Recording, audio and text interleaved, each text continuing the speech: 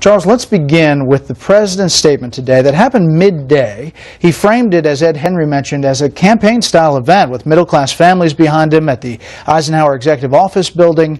Didn't have a lot of details, and it really had that same kind of feel as he has had many times out on the stump.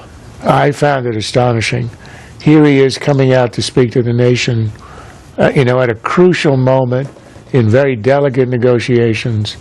And he comes out there with incredible arrogance. He ridicules the Congress.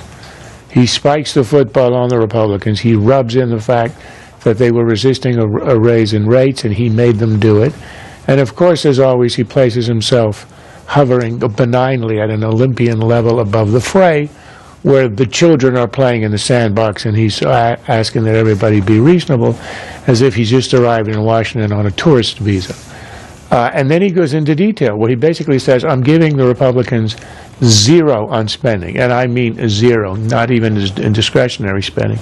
This is after he killed a proposal from the minority leader in the Senate for the tiniest of changes in entitlements would be the change in the cost of living index, which is essentially a technical change. So that's rejected out of hand. So he's saying again, tax hikes, all in rates, no cuts in spending, and worse than that, after all this is done, after I shoved all this down your throats, when we negotiate later for spending cuts, which Republicans imagine they're going to get, no, it's not going to happen that way.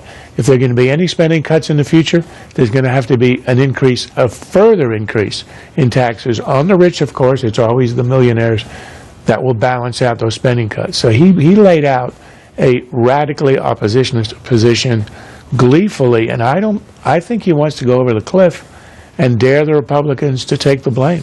Senator